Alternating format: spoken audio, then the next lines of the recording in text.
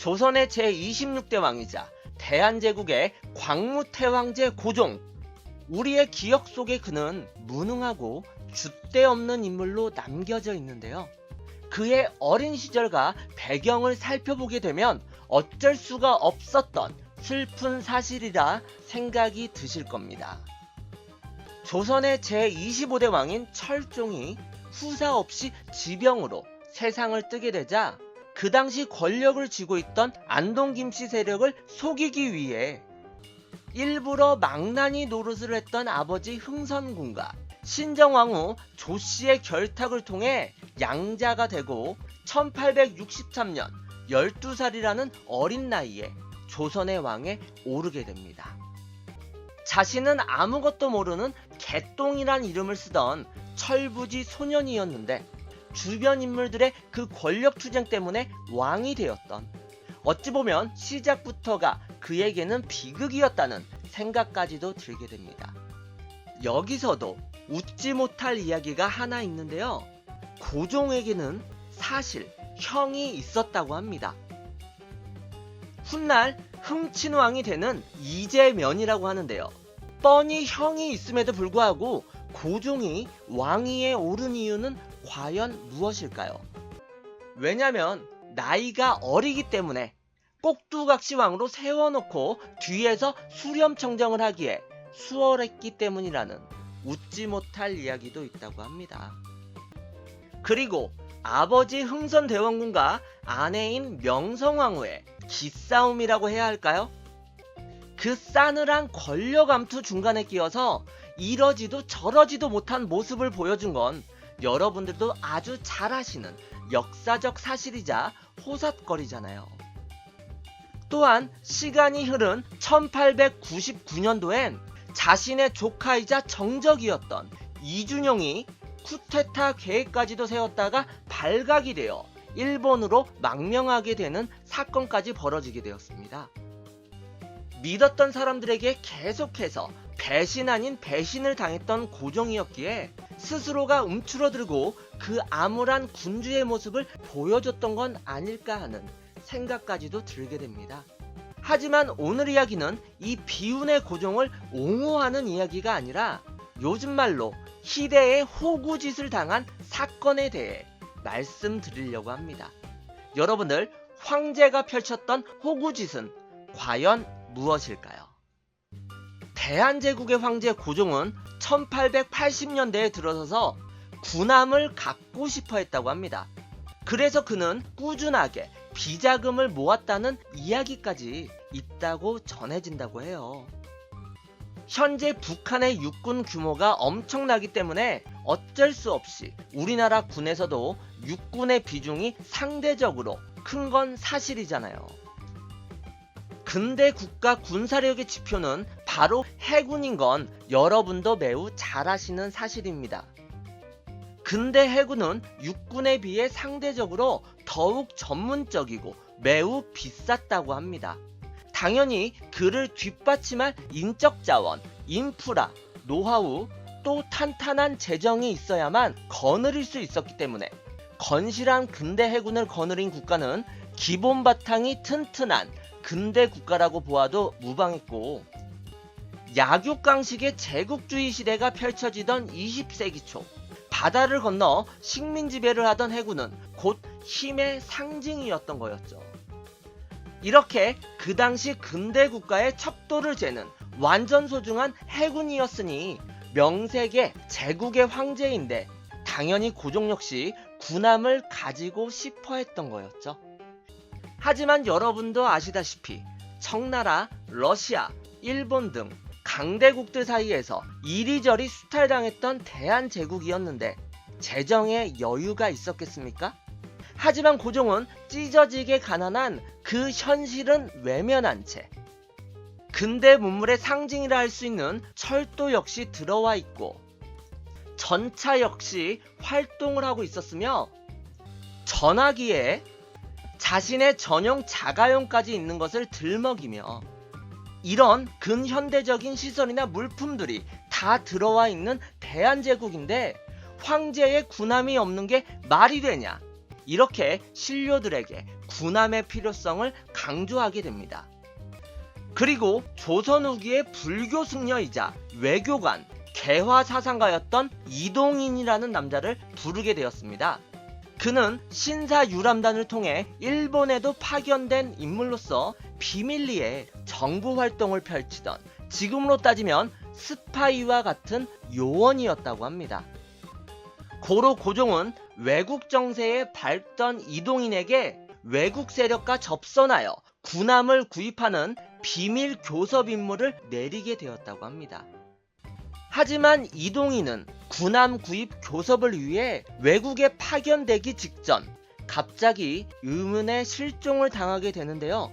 1881년 5월 한성부에서 암살당한 것으로 훗날 밝혀지게 되었다고 합니다. 고종이 이렇게 밀지와 비자금을 전해주며 군함을 사들이려 했으나 바로 일본이 보낸 자객에게 이동인이 암살당했다는 추측이 대부분을 차지한다고 합니다. 일본으로서는 호시탐탐 조선을 침략하려고 하는 시점에서 만약 조선이 군함을 사들인다면 당연히 조선의 군사력이 강해지기 때문에 어떤 수를 써서라도 이것을 막아야만 했겠죠. 어쨌든 그렇게나 철석하니 믿고 있던 이동인이 의문의 암살을 당하니 그를 대신할 외국 정세에 밝은 마땅한 인물은 없었겠죠. 그 뒤로 영국에게 문서까지 보내면서 여러 차례 군함 매입을 시도해 보았지만 영국은 꺼려했고 일본은 항상 감시하고 있던 상황이었기 때문에 그 이후로도 몇 번이나 시도해 봤지만 번번이 일본 때문에 실패로 돌아갈 수밖에 없었다고 합니다. 우리의 황제 고종은 그 군함에 대한 짝사랑에 애만 타는 지경에 이르게 되었다고 합니다. 하지만 발 없는 말이 천리 가고 영원한 비밀은 없는 법이죠. 어디서 이런 고종의 속마음을 알았는지 일본의 미쓰이 물산이 고종에게 접근하게 됩니다. 일본이 그렇게나 대한제국이 군함을 매입하는 걸 방해하였는데 왜 먼저 접선을 시도하였을까요? 미쓰이 물산은 군함을 구입한다는 소문을 넌지시 들었다고 은근슬쩍 다가와서 자신들에게 때마침 알맞은 매물이 있다면서 소개를 하기 시작하는데요. 3,400톤급의 강력한 함선포와 단단한 선체장갑을 지닌 최신 함선이라며 입에 침이 마르게 선전을 하기 시작합니다. 그리고 고종 역시 이 군함을 살펴보았는데요. 규모도 규모거니와 위풍당당한 그 자태를 보고 상당히 마음에 들어했다고 합니다. 모든 거래에는 가격이 제일 중요하겠죠. 고종과 미쓰이 물산은 가격 협정을 하게 되었는데요. 그들은 대한제국과 일본은 이웃나라고 우방이니까 특별히 싸게 해준다면서 55만엔을 제시하였다고 합니다.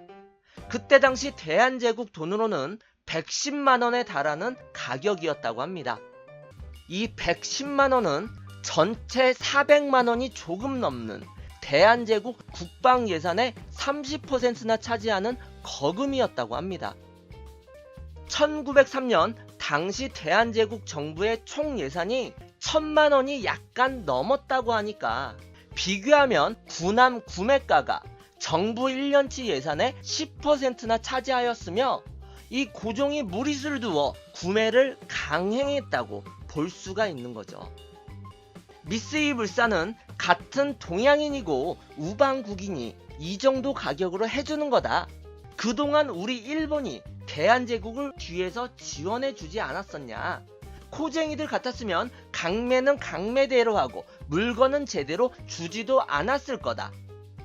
이렇게 바람을 잡은 것도 있었지만 고종 황제의 입장에선 다른 나라들과 교섭을 시도해봤자 전에도 그랬던 것처럼 어차피 일본이 방해할 것을 알았기에 차라리 일본이 먼저 제안을 하였을 때 사는 게 빠르겠다 생각을 하여서 드디어 1903년 4월 15일 대한제국의 최초의 군함 양무호가 인천에 입항하게 됩니다.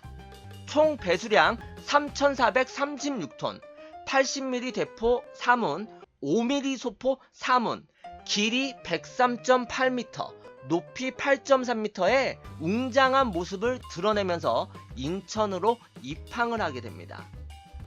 하지만 대한제국의 최초의 군함 양무호의 실체가 드러나기 시작하면서 일장춘몽, 고종의 행복한 꿈은 절망의 나락으로 떨어지게 됩니다. 먼저 가격 문제인데요. 구조 수리비를 포함하여 총 판매가 55만엔, 110만원에 구입하였다고 말씀드렸잖아요. 가난했던 대한제국이 그런 예산을 땡겼을 여유가 있었을까요? 재정적인 어려움을 달고 다니던 대한제국 정부로서는 대부분의 세수가 이미 외세차관의 담보로 묶여있는 상황에서 이 양무호 구입 대금을 한 번에 지불하기는 능력이 안 되었다고 합니다. 결국 요즘 말로 일시불로 지불하지 못하고 할부 매달 5천원씩을 내면서 대금을 갚는 굴욕적인 계약이었다고 합니다. 하지만 이것은 문제라고 취급할 정도도 아니었다고 합니다. 아시다시피 이 양무호는 일본이 쓰던 걸 산 중고함이었잖아요. 위풍당당한 겉모습에 눈을 빼앗겼지만 이미 속은 노화가 진행되고 있었던 고철덩어리 함선이었던 거였습니다.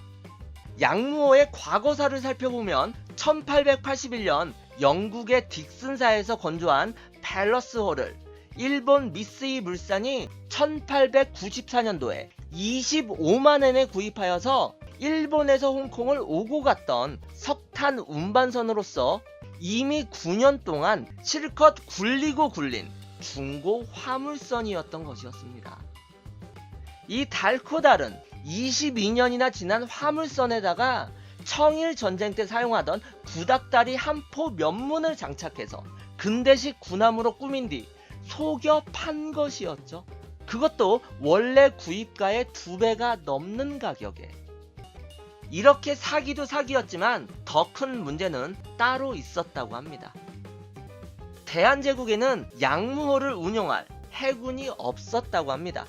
배는 있었지만 전문적인 선원들이 없었던 거였죠. 1880년대 말에 강화도에 요즘으로 치면 해군사관학교를 세워서 인력을 양성하고 영국의 해군에 관련된 사람들도 기술 고문으로 있으면서 활동하였지만 청일 전쟁이 터지면서 1년 만에 문을 닫게 되고 대한제국의 근현대적인 해군 전력은 사라지게 되었다고 합니다. 1903년 9월 8일 일본 유학을 마치고 귀국한 신순성을 초대함장으로 임명하여 이 양무호를 운행하게 하였지만 밑에서 받쳐줄 병사들이 없었는데 제대로 운영이 됐겠습니까? 정리하자면 새로운 해군 인적 자원이나 대체 인력이 없었던 상황에서 덜컥 군함부터 구입해버린 것이었죠. 군함 도입 재정 문제, 운용 인적 자원 문제 등을 아예 고려하지도 않고 충동적으로 구매해버린 이 양무호 사건에 대해 거센 비판이 쏟아져 나올 수밖에 없었습니다. 단 한 명의 수병도 없는 상황에서 군함부터 사버려 재정을 낭비하면 어쩌자는 말인가? 황성신문은 1903년 6월 1일자 자신들의 신문에서 이렇게 거세게 비판의 날을 세웠습니다. 의정부와 논의하지도 않고 외국과 약조를 맺고 국고를 낭비시켜 급하지 않은 물건을 사들였다. 국고의 재물이 넉넉하다면 모를까 경비가 고갈되고 연례적인 지출도 감당하지 못할 지경인데 기묘하게 쓸 것도 아닌 것에 거액을 소비한단 말인가. 의정부도 역시나 부정적인 입장을 보였다고 합니다. 이렇게 비판을 받는 충동 구매였기는 하나 이미 산 걸 어찌하나요? 문제가 많았더라도 이왕 산 거 적극적으로 재정 확보를 하고 인적 자원을 확충해 제대로 운영했다면 정말 좋았겠지만 인천항에 닷을 내린 후 구입 자금을 제때 대지 못해 일본 해군에 의해 4개월간 억류된 굴욕을 시작으로 1903년 8월 22일 시운전을 통해서 정식으로 대한제국 해군에 도입되었지만요, 효율적이지도 못했고 워낙 낡은 탓에 배보다 배꼽이 더 크다고 운영비 역시 많이 들어갔기에 제 역할을 수행 못하고 항구에 처박혀 있기 일쑤였다고 합니다. 하는 일 없이 국고만 축내는 애물단지로 전락해버리고 말았던 거였죠. 그러던 와중에 1904년 러일 전쟁이 발발하게 되었습니다. 이 양무어를 제대로 쓰지도 못하고 있는데 우리가 적절히 쓰겠다. 전쟁 중이니 협조해라. 이렇게 일본 해군은 전쟁을 구실삼아 이 양무어를 강제 증발하여 군수물자 수송선으로 사용하게 되었습니다. 러일 전쟁이 끝난 뒤 다시 대한제국의 품으로 돌아왔으나 공들여서 군함으로 개조해 놓은 걸 이때는 이미 일본에 의해 화물선으로 개조된 후였다고 합니다. 갈피를 잃은 양무어는 이후 해원 양성소로 사용되어지다가 1909년 11월 경매를 통해 일본의 하라다 상해에게 고작 42,000원에 매각되어지게 되었다고 합니다. 1916년 다시 일본의 화물 수송선이 된 양무어는 철광석을 싣고 싱가포르로 운항하던 도중 침몰하며 그 파란만장한 항해를 마치게 되었다고 합니다. 근대적 해군을 꿈꿨지만 그것을 뒷받침할 도입재정이나 인적 재원 등의 제반사항을 등한시하고 외형적 장비 구입에만 열을 올렸던 군주의 무능함과 일제의 침략욕이 부른 씁쓸한 비극이라고 생각할 수도 있습니다. 앞서 말씀드린 뉘앙스가 고종 황제가 앞뒤 재지도 않고 성급히 결정을 내린 것으로 비춰졌는데요. 과연 그는 왜 이런 행보를 보였을까요? 고종이 명성황후를 왕비로 맞은 1866년 강화도에서 병인양요가 일어나게 되었습니다. 그 당시 고종은 큰 충격을 받게 되는데요. 그것은 바로 외국의 어마무시한 군함을 보고 놀란 것이었다고 합니다. 우리의 것과는 달리 외국의 군함은 성능도 뛰어날 뿐만 아니라 모든 것에서 완전히 압도하고 있었던 거였죠. 흥선대원군 역시 이것에 대비하기 위해 새로운 배를 진수하게 되는데 다 만들고 시험하는 도중 일주일 만에 망가지는 어처구니 없는 일까지 벌어지고 말았다고 합니다. 당시 16살이었던 어린 고종은 충격과 함께 우리에게도 군함이 필요하다는 걸 절실히 느끼진 않았을까요? 우리 기술로는 도저히 외국의 것처럼 만들 수 없다는 슬픈 현실을 일찍 깨달았기 때문에 선진 기술을 보유한 영국이나 서양의 군함을 사들이려고 그렇게나 비자금을 모았고 호구짓이라고 불릴 만큼의 급박함을 보였던 건 아니었을까요? 대한제국의 국기를 달고 단 한 번도 참전하지 못했던 비운의 양무호. 양무호는 바로 근현대적인 강국을 꿈꿨던 고종 황제의 실루엣 같다는 생각은 안 드십니까?